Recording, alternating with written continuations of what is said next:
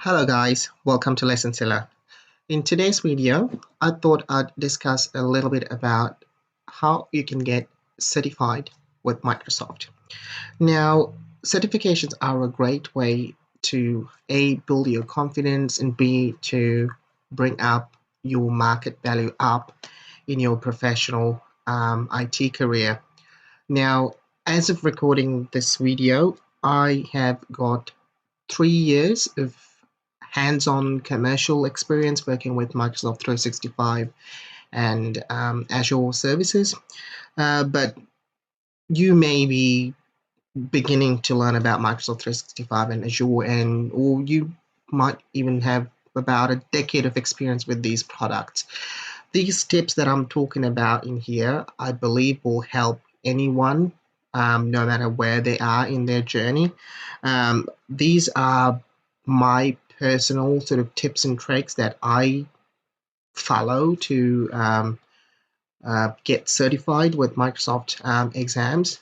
Now, so far, I have completed 4 different sets of Microsoft 365 and Azure exams, and I've achieved 3 certifications, the certifications that you're seeing on the slideshow here. But the tips and tricks that I'm giving are not specifically related to these certifications, but it is more of a general view or tips and tricks that I follow when I'm getting ready for an exam.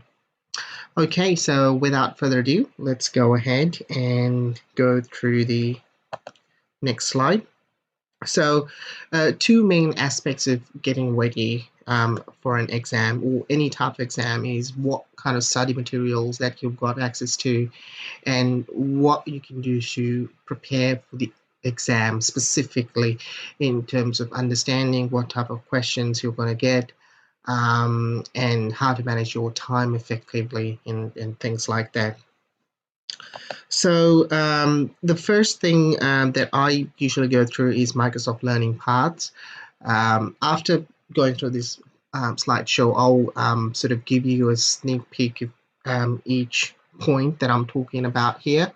So Microsoft Learning Paths are a great way to know what is the syllabus basically that going to be covered in the exam, and Microsoft's got these free online learning paths. If you have not been exposed to them or if not tried them out, I highly recommend that you go to Microsoft Learning Paths that are specific to the exam that you're taking and make sure you complete all of the learning modules. Now, at the end of each learning module, usually there is some exercise or there are some exercises that helps you to get some practical knowledge. If you don't get to do this at your work environment, this is a great way to sort of understand how everything works in real life. And the second part is Microsoft trial tenant. So you can sign up for an Azure trial and a Microsoft 365 trial tenant as well. I'll put links in the video description below so you can go ahead and sign up for these trial tenants, and it's a great way to familiarize yourself with the products and services that Microsoft offers and that are covered in the specific exam that you're doing. And I'll also sort of help you to extend your trial with Microsoft 365. Usually, I mean, by default, you get 30 days, but I'll show you a way where you can extend it to for about at least 3 months. And the next one is Pluralsight. Now, I have got a paid subscription. It's a bit on the expensive side, but I've found it to be a great source of knowledge. There's a lot of Microsoft MVPs who are working as tutors, and they have their course materials published in Pluralsight. Depending on what exam you do, you might want to go in there and check out what kind of resources they have. For example, the last exam that I did, which was Microsoft Azure Security Engineer AZ 500, they had heaps of videos and a specific part with a combination of videos that was specifically tailored for that exam. So it might be beneficial to just go in there and take a look. And you've got I believe you've got a 10-day free trial with them as well. So when you are fixed on a date for your exam, it would be a good idea to go in here and check as well. And you can sign up for the free trial and watch the videos within that time and learn something from there as well. As I mentioned before, I'll put all the links in the description box below, so you guys can check it out later. So that's all I've got in terms of study materials, or at least study materials that aren't gonna cost you anything. Now, obviously, there are books that you can buy as well, but I personally have never used printed materials because um, the reason for that is things keep changing very fast with Microsoft and Azure environment to hold on to a printed book and study. So this is just once again my personal opinion. I'm only referring to digital materials that are published by Microsoft. And Microsoft documentation is really good, and they keep it up to date constantly. So that's my opinion with regards to making use of printed materials versus online material. Now, next on to exam preparation. I've only used exam topics uh, for every exam that I've done in my life so far up to this point. Exam topics is it's used to be a completely free, like 100% free website. It's still free. You can go in there, create an account, and they're probably the best I've ever seen in terms of practice test exam dumps. They've got not just Microsoft, but any vendor that you can possibly think of: Cisco, Juniper, um, Salesforce, CompTIA, you name it. They've got all the exam dumps. Now, as I mentioned, they used to be 100% free, but recently they've started charging to get full access to the entire exam. They usually run discounts, so I believe you should be able to get it at a very reasonable price. But even without the payment, you still have access to at least, I believe, if I'm not mistaken, at least to half of the entire exam dump. So you get about, I believe, 50 to 60% of complete, totally free access to exam topics. And then if you're trying to go further, it'll tell you that this is unfortunately um, it as far as free exam material is concerned, and you have to pay a small fee. In my personal opinion, it is totally worth it. These guys have helped me a lot during my studying. The exams are very up to date, and they try to keep their database clean and up to date all the time. And as new questions come to the exam, they get them fairly quickly as well. One thing to remember when using exam topics is that sometimes the given answers are not correct.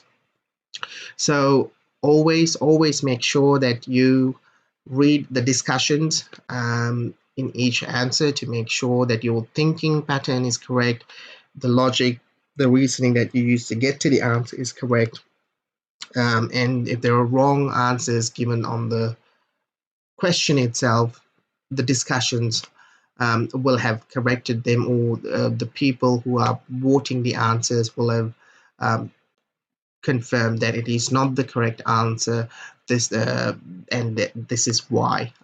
So make sure you always read the discussions and don't get the answers given in the question itself as 100% correct all the time. Usually they are, but there are instances where some of the answers given in the questions aren't correct. I'll show you a little bit about exam topics as well when I'm showing you everything else in action. All right, so that's it for the presentation PowerPoint slides.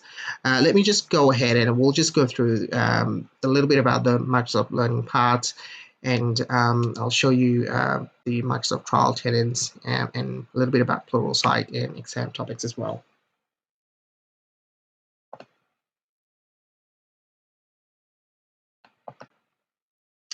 Okay, so first of all, since I've got exam topics here already open up, let me just talk about it first. So this is what you will see when you log in for the first time. As I mentioned before, they do have a lot of exam dumps materials that you can definitely benefit of. So let's say that you want to study for Azure AZ500 exam. Just search by the exam code and it will take you to the exams. Now, bear in mind that I'm a contributor. I have paid for full access for this particular exam. And as you can see up here at the top, they're running a discount or a promotion right now. So if you go into AZ500 questions, this is how you'll see.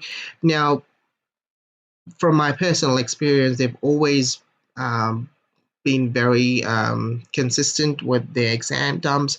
In real exams, if I compare to what I see here and what I've seen in my real exams that I've taken so far, at least I could say about 75 to 80% of the exams are have been covered in these exam topic dumps. So it certainly is a good idea, in my opinion, to come in here, even if you don't pay for the full access, just to get an idea of what type of questions you get, and then just go through them and try to answer them on your own and see if your logic, reasoning, and if your foundational knowledge is there to be able to take the exam that you're thinking of taking.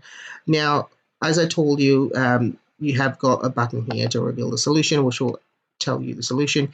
And you can see here as well what the community thinks. And if you go into discussions, you will see people talking about the reasoning of why they think it's the answer, why they don't think it's the given answer is correct. Okay, so they've got these tags for the most recent ones as well. So bear in mind, some of these questions may be outdated when you're looking at them because Microsoft keeps changing the syllabus.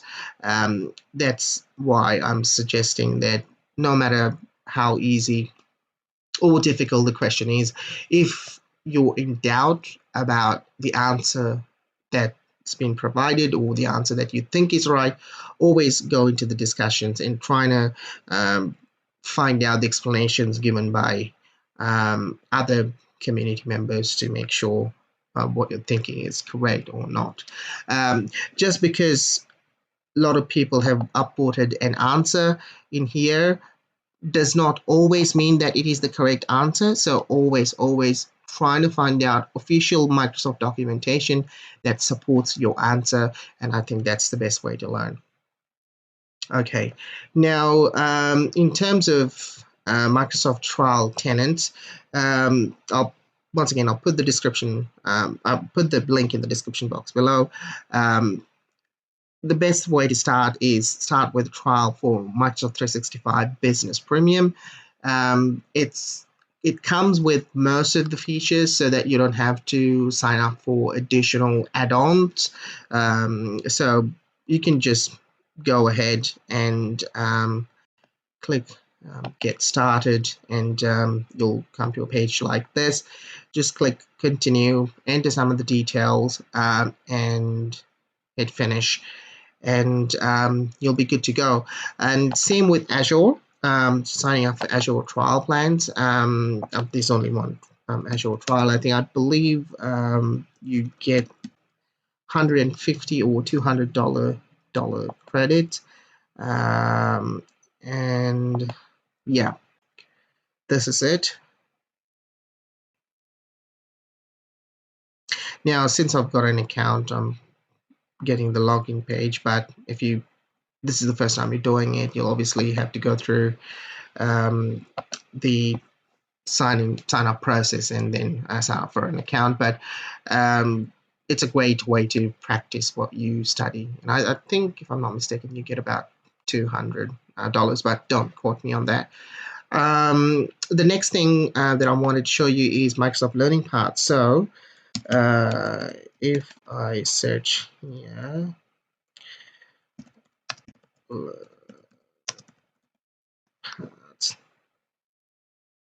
okay, so what I suggest that you do is actually let's click on here, and we go to certifications. This way you will get a tailor-made list of learning modules. So let's go browse certifications. And I'm just going to pick a random exam. Let's say that you want to do SC200, Microsoft Security Operations Analyst. Click on the exam and you'll be redirected to this web page. If you keep scrolling down in here, it'll tell you skills measured. And this is the learning path that I was talking about in my PowerPoint slide. So you've got a bunch of modules that are tailor-made and tailor-picked for this particular exam. So make sure that you start and keep going down all of the learning paths before you face the exam. I strongly recommend that you create a Microsoft account as well. I mean, if you are doing Microsoft certifications, it is a must that you have an account with Microsoft. That's how they identify you in their database. So when you're learning these modules, or when you're going through these modules, always sign in. So that way, it'll keep a track of what has been completed so far and how many more modules to go in your learning collection. In terms of studying hours, personally, I like to study a lot, even if I don't have an exam. At least I try to do half an hour to an hour every day. But when an exam is on the horizon, I try to study for at least an hour to 2 hours a day for about 3 months before the exam date is. So it may be varying for you. Obviously, you might have other commitments, and depending on your work situations, family situations, the amount of time that you can spend on studying might vary, but make sure that you study consistently at least for about a couple of months while you're getting ready for the exam. And one other thing that I want to just point out is, if you find out that you're not very motivated to study for an exam, but you know that you really need one, what I used to do is I used to book an exam date, even though if I'm in advance, even though I know that I'm not 100% ready for the exam, I'd give it a decent amount of time. Let's say I book an exam in 3 months time, and that will motivate me to actually start studying without being lazy. But that's just my personal sort of mind tricks that I do to, because otherwise I will keep procrastinating. So I just go ahead and book my exam, and then I know that I've got an end date, I've got a goal to achieve within that amount of time. So it helps me to stay focused. Um, I think that's it for this video. I hope you guys learned something new today, or learned some tips and tricks. Now, bear in mind, guys, as I said to you before, these are my personal tips and tricks and methods and resources that I personally use for my Microsoft exams. And so far, I have successfully passed all of my Microsoft exams. So they work for me. They may not work for you in the same way that they work for me. If you've got any other suggestions and you want to let people know, please feel free to put a comment below. If you guys got any questions about any specific exams, put comment below, and I'll try to answer the best way I can. Yeah, that's it for today, and I'll see you guys with another video next time. Thank you very much for watching. If you like the video, please give it a like. If you haven't subscribed yet, please hit that subscribe button. I'll see you guys in the next one. Thank you. Bye bye.